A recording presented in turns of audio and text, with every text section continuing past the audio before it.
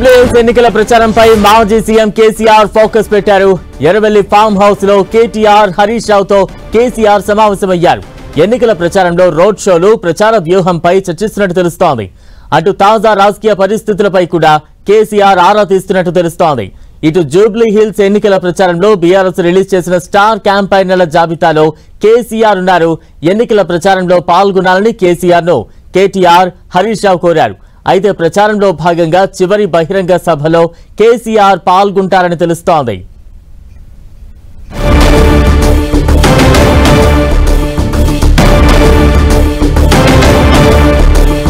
Erravelli farm house లో కేసీఆర్ తో కేటీఆర్, హరీష్ రావు భేటీ అయ్యారు.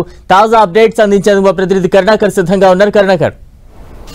బలరాం, కాసేపు క్రితం ఎర్రవల్లి ఫామ్ హౌస్ లో బీఆర్ఎస్ అధినేత మాజీ ముఖ్యమంత్రి కేసీఆర్ తో బీఆర్ఎస్ వర్కింగ్ ప్రెసిడెంట్ కేటీఆర్, మాజీ మంత్రి హరీష్ రావు ప్రత్యేకంగా భేటీ అయ్యారు. మనం చూస్తున్నాం జూబ్లీహిల్స్ ఉప ఎన్నిక ప్రచారం ఉధృతం అవుతుంది. తమ సిట్టింగ్ స్థానాన్ని ఎలాగైనా గెలిచి తీరాలన్న పట్టుదలతో బీఆర్ఎస్ పార్టీ ఉంది. ఈ ఎన్నికలో గెలిచి హైదరాబాద్తో పాటు తెలంగాణలో బీఆర్ఎస్ పార్టీ బలంగా ఉందన్న సంకేతాలు ప్రజల్లోకి తీసుకెళ్లాలన్న ఒక కృత నిశ్చయంతో బీఆర్ఎస్ పార్టీ ముందుకు వెళ్తుంది. ఇటువంటి నేపథ్యంలో నామినేషన్ల పర్వం పూర్తయింది కాబట్టి ఇక ప్రచారంపై దృష్టి పెట్టాలని చెప్పి బీఆర్ఎస్ పార్టీ భావిస్తోంది. అందులో భాగంగా ప్రచారం ఏ విధంగా ఉండాలి, రోడ్ షోలు, ప్రచార సభలు, ర్యాలీలు ఏ విధంగా ఉండాలన్న దానిపై కేసీఆర్ బీఆర్ఎస్ పార్టీ నేతలందరికీ కూడా దిశానిర్దేశం చేస్తున్న పరిస్థితిని మనం చూస్తున్నాం. ఇందులో భాగంగానే ఈ నామినేషన్ల పర్వంతో తర్వాత ప్రచారం ఏ విధంగా ఉంది, ఎవరెవరు ప్రచారం నిర్వహిస్తున్నారు, ఇన్ఛార్జీలతో ఏ విధంగా సమన్వయం కొనసాగుతుంది, వార్ రూమ్ భేటీలు ఏ విధంగా కొనసాగుతుంది, ఇటువంటి అంశాలన్నింటినీ కూడా కేసీఆర్ కు కేటీఆర్, హరీష్ రావు వివరిస్తున్నట్టు తెలుస్తోంది. ఇక చూస్తున్నాం ఈ రోజు భేటీ తర్వాత రేపు కూడా ఎర్రవల్లి ఫామ్ హౌస్ లో కీలక భేటీ జరగబోతోంది.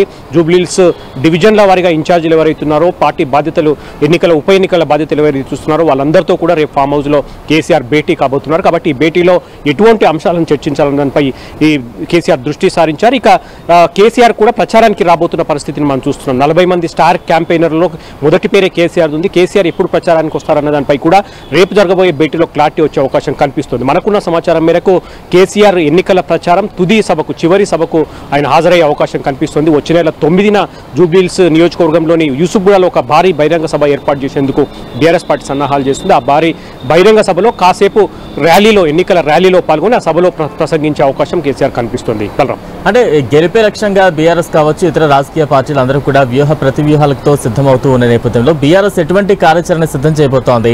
చాలా కాలం తర్వాత, అంటే ఎన్నికల తర్వాత కేసీఆర్ ఫామ్ హౌస్ కే పరిమితం అయ్యారంటూ కూడా పదే పెద్ద ఎత్తున రాజకీయ పార్టీలు, రాజకీయ విమర్శలు మనం చూస్తూ ఉన్నాం. ఈ నేపథ్యంలో, ఈ ఉప ఎన్నికల నేపథ్యంలో బహిరంగ సభలో ఎటువంటి టార్గెట్ గా కేసీఆర్ ప్రసంగించబోతున్నారు? దానికి సంబంధించి ఏమైనా ఈ రోజు ఒక క్లారిటీ వచ్చే ఛాన్సెస్ ఉంటాయా?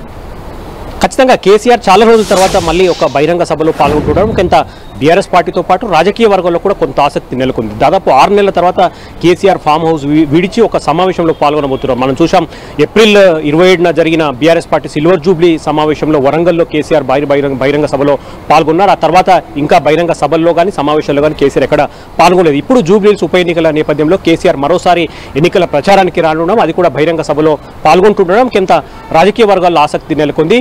కేసీఆర్ ఎటువంటి అంశాలు ప్రస్తావించబోతున్నారు కూడా కొంత ఆసక్తి నెలకొంది. ఎందుకంటే దాదాపు కాంగ్రెస్ ప్రభుత్వం, రేవంత్ రెడ్డి సర్కార్ ఏర్పడి 2 ఏళ్లు పూర్తవుతున్న నేపథ్యంలో ఇప్పటికే బీఆర్ఎస్ పార్టీ ప్రధానంగా జూబ్లీహిల్స్ ఎన్నికల్లో కాంగ్రెస్ వైఫల్యాలే ప్రధాన ఎజెండాగా ప్రచారం నిర్వహిస్తున్న పరిస్థితి మనం చూస్తున్నాం. 2 ఏళ్లలో ఇచ్చిన 6 గ్యారంటీలు కావచ్చు, మిగతా ఇతర హామీలు కూడా పూర్తి స్థాయిలో అమలు చేయడం లేదని చెప్పి బీఆర్ఎస్ పార్టీ పెద్ద ఎత్తున ఆరోపణలు గుప్పిస్తుంది. కాబట్టి కేసీఆర్ జూబ్లీహిల్స్ ఎన్నికల ప్రచారంలో పాల్గొంటే ఏ అంశాలను ప్రస్తావిస్తారు, కాంగ్రెస్ పార్టీ వైఫల్యాలను ఏ విధంగా ఎండగడతారో, ఆయన ప్రచార సభ ఎలా ఉండబోతుంది, ఆయన వ్యాఖ్యలు, విమర్శలు ఏ విధంగా ఉండబోతున్నాయి అనేది కూడా కొంత రాజకీయ వర్గాల్లో ఆసక్తి నెలకొంది. మొత్తం మీద ఇది బీఆర్ఎస్ పార్టీ సిట్టింగ్ స్థానం జూబ్లీహిల్స్ కాబట్టి ఖచ్చితంగా తమ సిట్టింగ్ స్థానాన్ని గెలిచి తీరాలన్న పక్కా వ్యూహంతో, పట్టుదలతో బీఆర్ఎస్ పార్టీ ముందుకు వెళ్తోంది. కాబట్టి ఖచ్చితంగా గెలిచి తీరామన్న విశ్వాసం కూడా బీఆర్ఎస్ పార్టీలో కనిపిస్తుంది. ఎందుకంటే ఒకటి సెంటిమెంట్ వర్కౌట్ అవుతుంది, మాగంటి గోపీనాథ్ సతీమణికి సునీతకే టికెట్ ఇచ్చారు కాబట్టి సెంటిమెంట్ వర్కౌట్ అవుతుంది. రెండోది ప్రభుత్వంపై ఉన్న వ్యతిరేకత కూడా తమకు కలిసి వస్తుందని చెప్పి బీఆర్ఎస్ పార్టీ బలంగా నమ్ముతున్న పరిస్థితిని మనం చూస్తున్నాం. Balaram, right, thank you Karunakar.